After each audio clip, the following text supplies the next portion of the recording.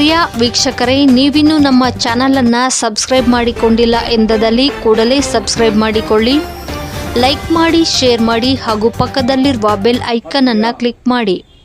ಪತ್ರಿಕಾ ವರದಿಗಾರ ಮಿತ್ರರೇ, ಏನು ಚಿಂತಾಮಣಿ ನಗರದ ಸರ್ಕಾರಿ ಬಾಲಕರ ಹಿರಿಯ ಪ್ರಾಥಮಿಕ ಶಾಲೆಯಲ್ಲಿ ಅಂಬೇಡ್ಕರ್ ಪುತ್ಥಳಿಗೆ ಅವಮಾನ ಮಾಡ್ತಾ ಇರ್ತಕ್ಕಂಥ ವಿಚಾರದಲ್ಲಿ ನಾವು ಕಳೆದ ತಿಂಗಳು 12 ದಿವಸಗಳ ಕಾಲ ಅನಿರ್ದಿಷ್ಟ ಅವಧಿ ಧರಣಿ ಮಾಡಿರ್ತೀವಿ.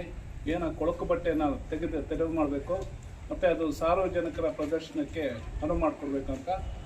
ಆದರೆ ನಮಗೆ ಜಿಲ್ಲಾಡಳಿತ ಆಗಲಿ ತಾಲೂಕು ಆಡಳಿತ ಆಗಲಿ ಸ್ಪಂದಿಸಿರಲಿಲ್ಲ. ಹಾಗಾಗಿ ನಾವು 12 ದಿನಗಳ ಕಾಲ ಅನಿರ್ದಿಷ್ಟ ಅವಧಿ ಮಾಡ್ತೀವಿ.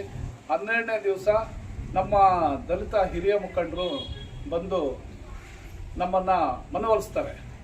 ಯಾಕಂತ ಹೇಳಿದ್ರೆ ಇದು ಈ ಥರ ಮಾಡೋದು ಬೇಡ, ಬೇರೆ ಇದು ರಾಜಕೀಯ ತಿರುವು ಪಡುತ್ತೆ, ಇದರಿಂದ ಸಾರ್ವಜನಿಕ ವಲಯದಲ್ಲಿ ತೊಂದರೆ ಆಗುತ್ತೆ, ನಮ್ಮವ್ರು ನಾವೇ ಬಲಿಪಶು ಮಾಡ್ದಂಗೆ ಆಗುತ್ತೆ ಅಂತ ಹೇಳ್ಬಿಟ್ಟು ನಮಗೆ ಹೇಳ್ತಾರೆ.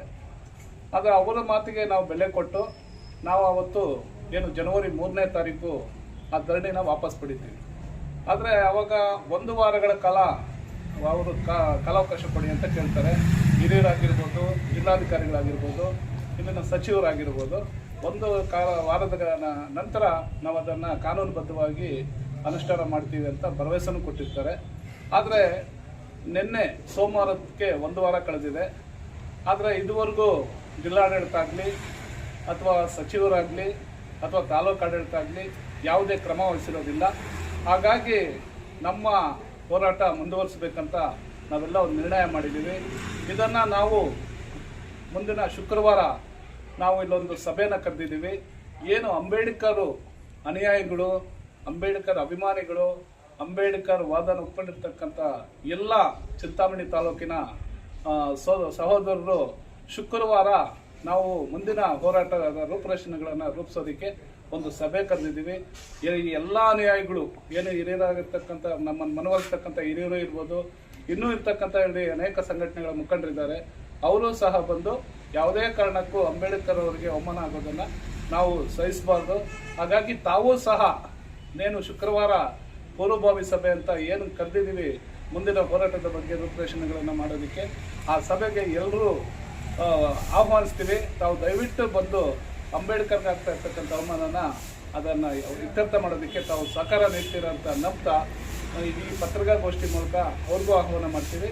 ಆದರೆ ಇನ್ನು ಜಿಲ್ಲಾಡಳಿತ ಮತ್ತು ತಾಲೂಕು ಆಡಳಿತ ಇಲ್ಲಿರ್ತಕ್ಕಂಥ ಅಂಬೇಡ್ಕರ್ ಪ್ರತಿಮೆನ ಏನು ಸಾರ್ವಜನಿಕ ಪ್ರದರ್ಶನಕ್ಕೆ ಕೊಡೋದರಲ್ಲಿ ಅಂಬೇಡ್ಕರ್ ವಿರೋಧಿ ಧೋರಣೆ ಅಂತ ಹೇಳ್ತಾ ಇದ್ದಾರೆ.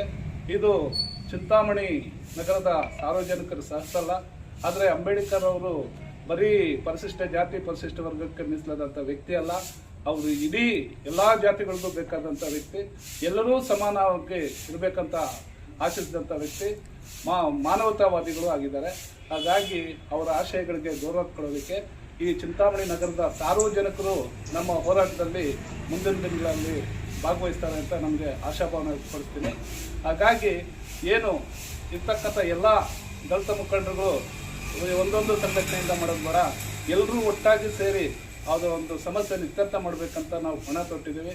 ಇದಕ್ಕೆಲ್ಲರೂ ಕೈ ಜೋಡಿಸ್ಬೇಕಂತ ಅವರಲ್ಲಿ ಮನವಿ ಮಾಡ್ತಾ ನಾವು ಸಹ ನಿಮಗೆ ಆಹ್ವಾನ ಕಳಿಸ್ತೀವಿ. ದಯವಿಟ್ಟು ಬರಬೇಕಂತ ಈ ಮೂಲಕ ಹೇಳ್ತೀವಿ.